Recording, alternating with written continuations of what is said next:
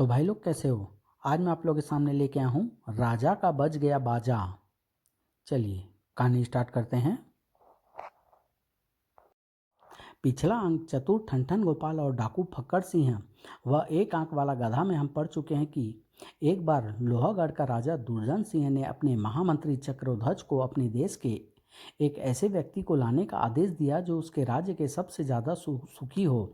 काफ़ी तलाश करने के बाद महामंत्री को ठनठन गोपाल नाम का एक ऐसा फटीचर इंसान मिला जिसकी तन मन पर नाम मात्र के कपड़े थे और जो चने व फल खाकर गुजारा करता था, लेकिन फिर भी वह अपने आप को सबसे सुखी व खुशनसीब समझता था। जब राजा के सामने महामंत्री ने उसे पेश किया तो ठनठन गोपाल ने अपने आप को न केवल सुखी बताया बल्कि देश का सबसे बुद्धिमान इंसान भी कहा। तब राजा ने उसे बिना मेहनत, बिना चोरी और बिना धन खर्च किए एक जोड़ी बैल लाने के लिए कहा। चालाक ठनठन गोपाल ने तुरंत राजा का कहा पूरा कर दिया। तब राजा ने उसकी दूसरी परीक्षा ली। ठनठन गोपाल उस परीक्षा में सफल तो नहीं हुआ, लेकिन उसकी मदद से उस देश का कुख्यात डाकू फक्कड़ सिंह अवश्य पकड़ा गया। लेकिन राजा उससे संतुष्ट नहीं हुआ और बजाय इनाम देने के उसे यह आज्ञा दी कि वह जो धन उससे लेकर गया था उसे वापस ला कर दे। अब आगे वह अपना जादुई गलीचा लेने शाही मेहमान खाने में जा पहुंचा। वहां डाकू फक्कड़ सिंह की बेटी कामिनी भी बेसब्री से उसकी प्रतीक्षा कर रही थी। क्या हुआ प्रिय, तुम इतने चिंतित क्यों दिखाई दे रहे हो? और हाँ, महाराज ने तुम्हें क्यों बुलाया था? अब तुम्हें क्या बताऊं प्रिय, लगता है महाराज मेरे प्राण लेने पर ही उतारू हो चुके हैं, कहकर ठनठन गोपाल ने कामिनी को सारी बात बता दी। सब कुछ सुनकर कामिनी भी चिंतित हो उठी। अब तुम क्या करोगे प्रिय, कहाँ ढूंढोगे एक आंख वाले गधे को? उस उजाड़ जंगल के अलावा उसे और कहाँ ढूंढूंगा? खैर तुम चिंता न करो, जब तक तुम्हारे पिता का जादुई गलीचा मेरे पास है मैं उसे पाताल से भी खोज निकालूंगा। उसके बाद ठनठन गोपाल ने जादुई गलीचा उठाकर फर्श पर बिछा दिया। अच्छा प्रिय मैं चलता हूँ, मेरे लिए तुम किसी किस्म की चिंता न करना, मैं शीघ्र ही लौट आऊँगा। मैं तुम्हारा इंतजार करूँगी प्रिय। चल ए जादुई गलीचे, मुझे शीघ्र से शीघ्र उजाड़ जंगल में पहुंचा दे। तुरंत ही गलीचा राजमहल से निकलकर उजाड़ जंगल की ओर उड़ने लगा। महाराज, लगता है वह उजाड़ जंगल की ओर ही जा रहा है शायद, लेकिन फिलहाल हम उसके विषय में नहीं बल्कि उसके जादुई गलीचे के विषय में सोच रहे हैं। निसंदेह वह अद्भुत है। जादुई गलीचे ने ठनठन गोपाल को कुछ ही देर में उजाड़ जंगल में पहुंचा दिया। इतने बड़े जंगल में भला मैं उस गधे को कहाँ ढूंढूंगा? खैर कोशिश तो करनी ही होगी, वरना जान और जहान दोनों से जाना होगा। ठनठन गोपाल ने गलीचा को तह करके अपने कंधे पर डाला और गधे को आवाज लगाता हुआ इधर उधर भटकने लगा। अरे भाई एक आंख वाले गधे, कहाँ हो तुम? आवाज दो, कहाँ हो तुम? सौभाग्य से ठनठन गोपाल को ज़्यादा देर तक नहीं भटकना पड़ा। भाई एक एक आंख वाले गधे, कहाँ हो तुम? मेरे पास आओ, मेरी जान बचाओ। क्यों परेशान हो रहे हो भाई, मैं यहाँ हूँ।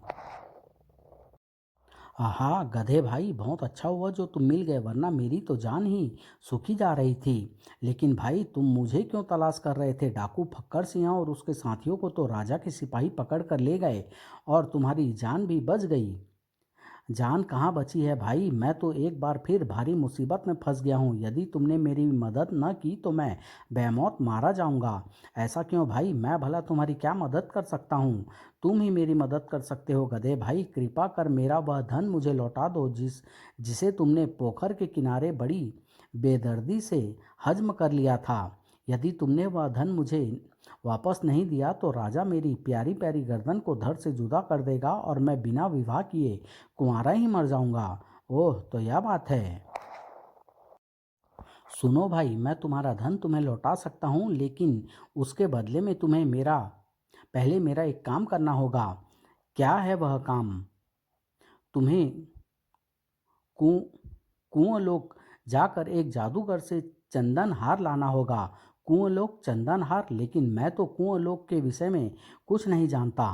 वह सब कुछ वह सब कुछ तो तुम्हें मैं बता दूंगा। बोलो, क्या तुम मेरा काम करने के लिए तैयार हो? लेकिन चंदन हार को प्राप्त करके तुम उसका क्या करोगे? जब तुम वह हार लाकर मुझे दे दोगे तो मैं तुम्हें सब कुछ बता दूंगा। वैसे विश्वास रखो, मुझसे तुम्हें कोई धोखा नहीं होगा बल्कि उल्टा फायदा ही होगा। ठीक है भाई, जब तुम्हारी यही शर्त है तो मुझे चाहे इच्छा से या अनिच्छा से तुम्हारा काम तो करना ही होगा।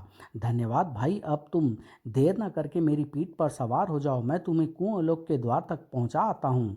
ठीक है, कहकर ठनठन गोपाल एक आंख वाले गधे की पीठ पर सवार हो गया। उसकी पीठ पर सवार होते ही गधे ने एक लंबी छलांग लगाई और हवा से बातें करने लगा।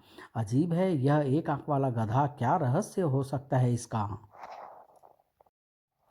कुछ ही क्षणों पश्चात यही है कुआं लोक का मुख्य द्वार, यानी यह सूखा हुआ कुआं। यह तुम क्या कह रहे हो गधे भाई, भला यह सूखा कुआं किसी लोक का द्वार कैसे हो सकता है। मुझे तो नीचे कुछ दिखाई नहीं दे रहा है। जब तुम अपने जादुई गलीचे पर सवार होकर इसके भीतर प्रविष्ट होगे तो तुम्हें सब कुछ दिखाई देने लगेगा। ओह अच्छा गधे भाई, तुमने यह तो बताया ही नहीं कि कुआं लोक में वह जादूगर कहाँ रहता है, कौन है वह और उसका नाम क्या है। उसका नाम विचित्र दंड है और इस समय वह कुंवर लोक का राजा है। उसे तुम उसके राजमहल में ही पा सकते हो। क्या कुंवर लोक में मेरी तरह के इंसान बसते हैं। सारे इंसान तुम्हारी तरह के नहीं है, केवल पांचवा भाग तो तुम्हारी तरह के इंसानों का है। बाकी वहाँ विभिन्न आकार प्रकार के प्राणी बसते हैं। लेकिन तुम चिंता मत करो, वहाँ पर तुम पर कोई संदेह नहीं कर पाएगा। हाँ, तुम्हें उस चंदन हार को प्राप्त करने के लिए अपनी बुद्धि का जरूर इस्तेमाल करना पड़ेगा। बस अब समय बर्बाद न करके अपना गलीचा बिछाओ और उस पर सवार होकर उस कुएं में प्रविष्ट हो जाओ। ठीक है बड़े भाई, जैसा तुम कहते हो वैसा ही करता हूँ। और जब ठनठन गोपाल जादुई गलीचा जमीन पर बिछाने के बाद उस पर सवार हुआ, एक बात और ध्यान रखना भाई, हो सकता है कुआं लोक में कोई और भी उस हार को तुमसे प्राप्त करने की कोशिश करे, लेकिन वह हार तुम किसी को भी हरगिज मत देना और न ही किसी को मेरे विषय में ही कुछ बताना। ठीक है, ध्यान रखूंगा। अच्छा, अब मैं चलता हूँ। चलो ए जादुई गलीचे, मुझे कुआं लोक की किसी सुरक्षित स्थान पर ले चलो। गलीचा तुरंत उठा और कुएं में प्रविष्ट हो गया। ओह, यहाँ तो घटाटोप अंधकार है, हाथ को हाथ सुझाई नहीं दे रहा है। गलीचा काफी देर तक अंधकार में उड़ता रहा और जब वह अंधकार समाप्त हुआ, वाह कितनी सुंदर नगरी है यह कुआं लोक। ऐसा लगता है जैसे इसे सोने और चांदी से बनाया गया है। अरे वह देखो, कितना विचित्र नज़ारा है। जरूर वह कोई अजनबी है, वरना इस तरह हमारे देश में उड़कर नहीं आता। कहीं वह हमारे नए महाराज विचित्र दंड का दुश्मन तो नहीं।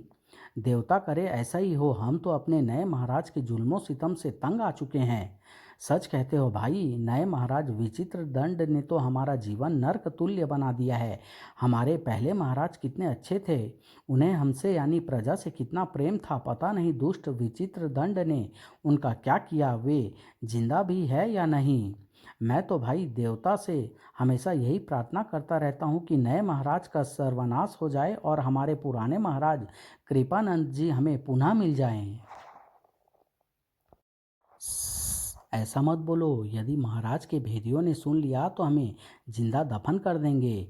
ठीक कहते हो, आओ अपने अपने काम धंधे पर लगें। और वे अपने अपने रास्ते हो लिए। शीघ्र ही राजा के कुछ सैनिकों की भी दृष्टि आकाश में उड़ते ठनठन गोपाल पर पड़ी। अरे वह देखो, एक इंसान जादुई गलीचे पर सवार उड़ा जा रहा है। जरूर वह किसी दूसरे लोक का वासी होगा। आगे चलकर उसे पकड़ते हैं। और वे सैनिक उसी दिशा में दौड़ पड़े जिधर ठनठन गोपाल उड़ा चला जा रहा था।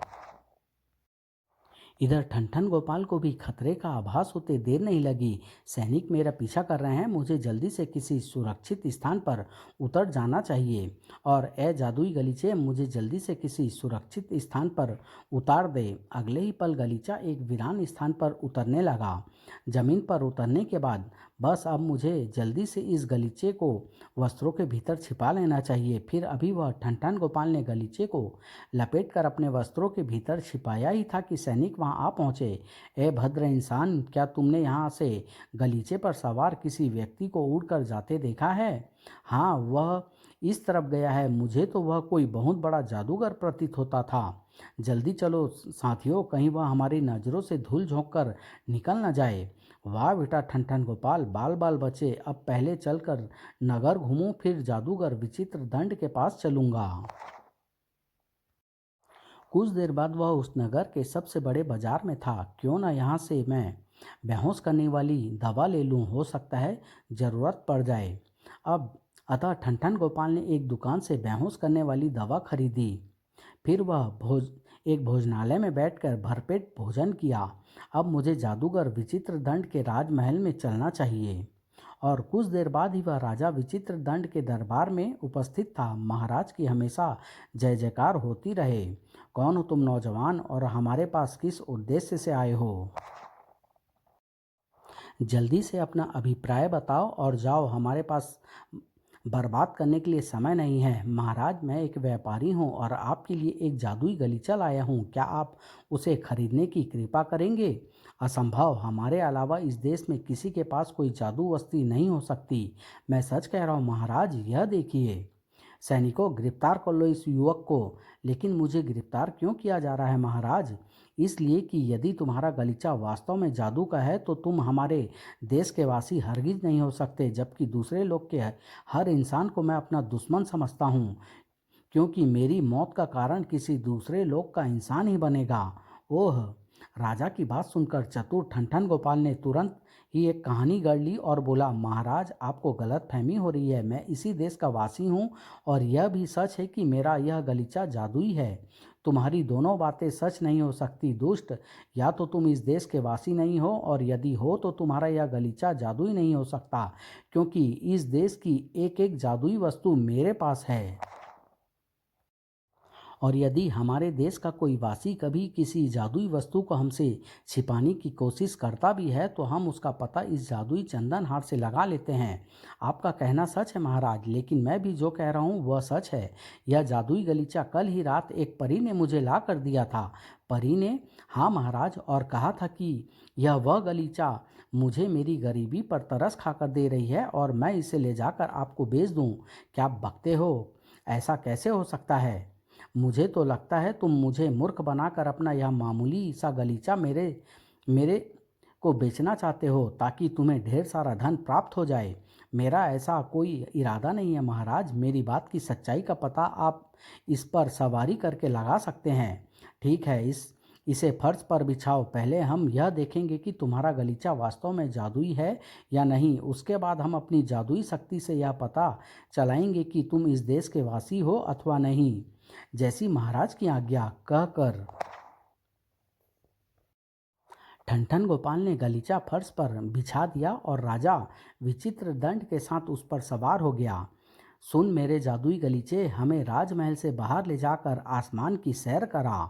तुरंत ही, वाह, सचमुच उस नौजवान का गलीचा जादुई है। हाँ, और महाराज के संग्रहालय में जादू की एक वस्तु और बढ़ जाएगी।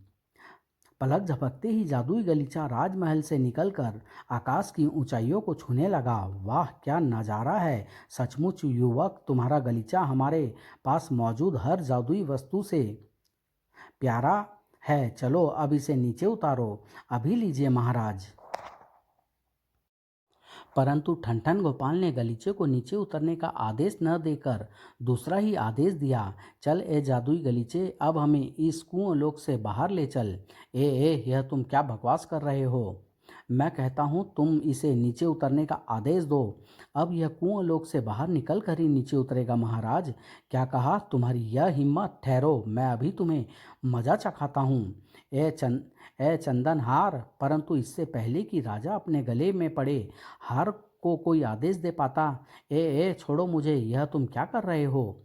लेकिन ठनठन गोपाल ने राजा को बेहोशी की दवा सूंघाकर उसे बेहोश कर दिया।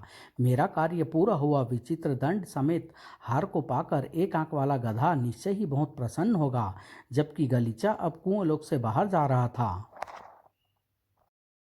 शीघ्र ही गलीचा कुएं से बाहर निकला। गलीचे को बाहर निकलते देख, आहा, तुम आ गए भाई। हाँ गधे भाई, और साथ ही मैं तुम्हारे हार और शिकार दोनों को भी लाया हूँ। यह देखो। वाह भाई, तुम वास्तव में बुद्धिमान हो। अब जरा विचित्र दंड के गले से हार निकालकर मुझे पहनाओ तो। अभी लो। और ठनठन गोपाल ने राजा के गले से हार उतारकर गधे के गले में डाल दिया। ए मांत्रिक शक्तियों के चमत्कारी हार, मुझे मेरे पूर्व शरीर में ले आ। तुरंत ही चमत्कार हुआ। गधा एक सुंदर एवं जवान राजा के रूप में परिवर्तित हो गया। तुम्हारा बहुत बहुत धन्यवाद भाई ठनठन गोपाल। तुम्हारी वजह से आज मैं अपना वास्तविक शरीर पा गया, वरना इस दुष्ट विचित्र दंड ने मुझे कहीं का ना छोड़ा था। आखिर तुम कौन हो भाई, और यह सब क्या चक्कर है? सुनो, अब मैं तुम्हें सब कुछ बताता हूँ। दरअसल मैं ही कुंवर लोक का असली राजा कृपानंद हूँ। अभी यह दुष्ट विचित्र दंड मेरा विशेष सलाहकार था, लेकिन एक दिन सोते समय इसने धोखे से मेरे गले से यह चंदन हार, जो कि तमाम जादुई शक्ति का धारक है, निकाल लिया और मुझे इसी हार के जादू के जोर से एक आंख वाला गधा बनाकर कुंवर लोक से बाहर खदेड़ दिया तथा खुद राजा बन बैठा। ओह, तो यह बात है। अच्छा महाराज, आपका काम तो हो गया, अब आप मेरा काम भी कर दीजिए, मेरा धन मुझे वापस लौटा दीजिए। अवश्य, कहकर कृपानंद ने जैसे ही अपना मुंह खोला, उसमें से राजा दुर्जन सिंह द्वारा दिया धन बाहर निकलने लगा। वह सब कुछ एक आश्चर्यजनक सपने जैसा लग रहा है। जमीन पर गिरा अपना धन समेटने के पश्चात, अच्छा महाराज, अब मुझे आज्ञा दीजिए। अब अपनी विदा मैं आपको बता ही चुका हूँ अपनी विपदा मैं आपको बता ही चुका हूँ, अतः मुझे शीघ्र से शीघ्र लोहागढ़ पहुंचकर राजा दुर्जन सिंह को यह धन देकर उनके कब्जे से अपनी प्रियसी को छुड़ाना है। इतनी जल्दी भी क्या है मित्र, तुम मेरे साथ मेरे देश चलो और वहाँ कुछ दिन मेरे मेहमान बनकर रहो। कुछ दिन तुम्हारा साथ पाकर मुझे बड़ी खुशी होगी। नहीं महाराज, मैं आपके देश नहीं जा सकता। पता नहीं मुझे वापस न लौटते देख राजा दुर्जन सिंह मेरी भावी पत्नी के साथ कैसा सुलूक करे।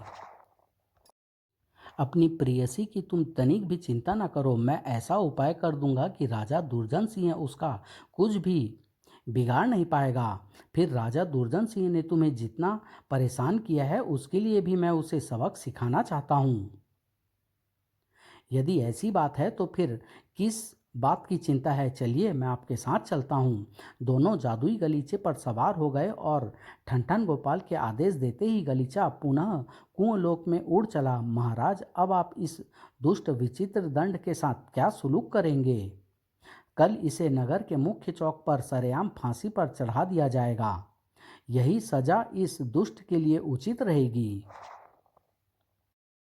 राजा कृपानंद जब ठनठन गोपाल के साथ अपने महल के सामने उतरा तो प्रजा उसे जीवित एवं सकुशल देखकर प्रसन्नता से नाच उठी। महाराज कृपानंद की जय, महाराज कृपानंद जिंदाबाद।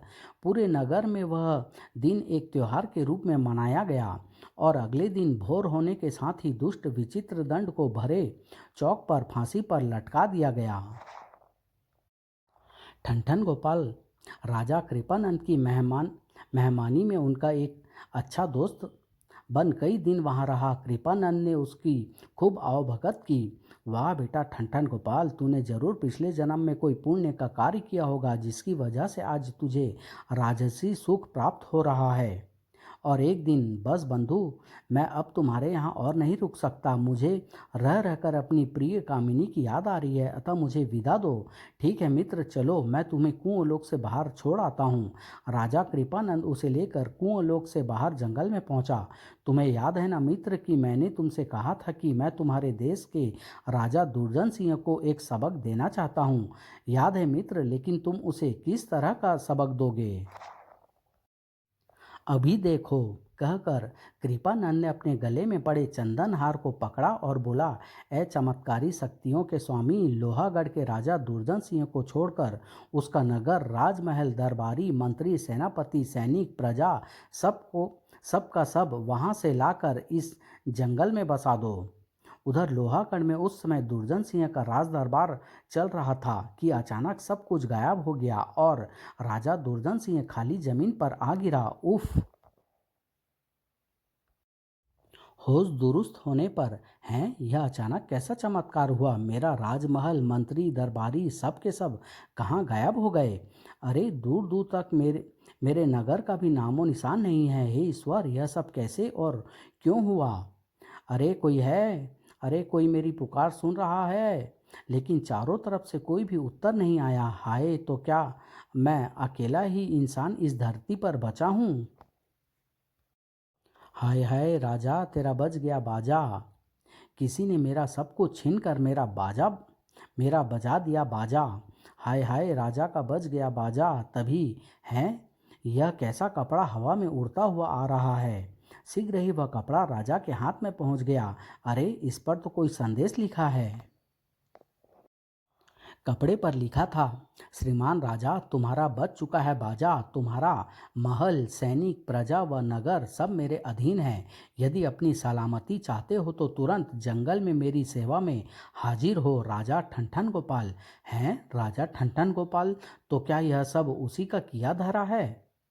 उफ, सेनापति और महामंत्री जी ठीक ही कहते थे कि उसे परेशान करने से वह मेरा नुकसान भी कर सकता है। अब तो यह भी साबित हो चुका है कि वह वास्तव में बुद्धिमान है और अपने दिमाग से सारी दुनिया को अपने वश में कर सकता है। अब वास्तव में मेरी भलाई इसी में है कि मैं तुरंत चलकर उससे माफ़ी मांग लूं। जब राजा दुर्जन सिंह जंगल में पहुंचा तो उसे अपना पूरा नगर वहीं बसा दिखाई दिया। राजा नगर में प्रविष्ट हुआ लेकिन किसी ने उसकी और आंख उठाकर भी नहीं देखा। ओह, शायद मेरी प्रजा के सिर पर ठनठन गोपाल का जादू चढ़ गया है। लोग मुझे पहचान तक नहीं रहे हैं। निराश सा राजा आखिर महल में प्रविष्ट हो दरबार में पहुंचा, जहां राजा कृपानंद और कामिनी के साथ ठनठन गोपाल भी राज सिंहासन पर बैठा था। उसके अपने सेनापति व महामंत्री के साथ साथ वहां तमाम दरबारी भी मौजूद थे। आइए आइए श्रीमान दुर्जन सिंह जी, हम अपने दरबार में आपका स्वागत करते हैं। देखिए हमारे दिमाग का कमाल, आपके तमाम दरबारी, मंत्री व सेनापति अब हमारे अधीन हैं। विश्वास न हो तो आप इनसे पूछकर देख सकते हैं। क्या यह सच है दरबारी गण? हाँ, हम महाराज ठनठन गोपाल के ही सेवक हैं। और आप महामंत्री जी और सेनापति जी, हम भी महाराज ठनठन गोपाल के दास हैं। ओह, विश्वास नहीं होता, इन सब ने ठनठन गोपाल को अपना राजा कैसे मान लिया? क्यों श्रीमान दुर्जन सिंह जी, क्या आपको हमारी बात पर विश्वास आया? हाँ ठनठन गोपाल, लेकिन मेरी समझ में यह नहीं आ रहा है कि आखिर तुमने यह चमत्कार किया कैसे? तो सुनिए, ये है मेरे मित्र राजा कृपानंद जी। इन्हीं की कृपा से यह सब चमत्कार हुआ है। फिर ठनठन गोपाल ने राजा दुर्जन सिंह को सारा किस्सा कह सुनाया। सब कुछ सुनकर, मुझे क्षमा कर दो ठनठन गोपाल, मैं तुम्हारे दिमाग का लोहा मानता हूँ। अब कृपा कर मेरा राज्य मुझे लौटा दो। अवश्य लौटा दूंगा। मुझे तो वैसे भी राजपाट करने में कोई दिलचस्पी नहीं है, लेकिन एक शर्त पर। वह क्या?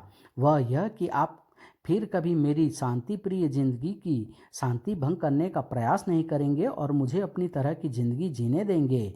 मैं वादा करता हूँ कि फिर कभी तुम्हें परेशान नहीं करूँगा। तब ठनठन गोपाल ने राजा कृपानंद से कहकर पूरा नगर वहीं पहुंचवा दिया जहां वह पहले स्थित था।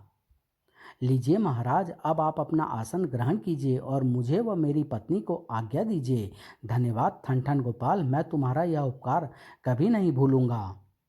राजा द्वारा सिंहासन ग्रहण करते ही दरबार में मौजूद सभी लोग उसकी जय जयकार कर उठे।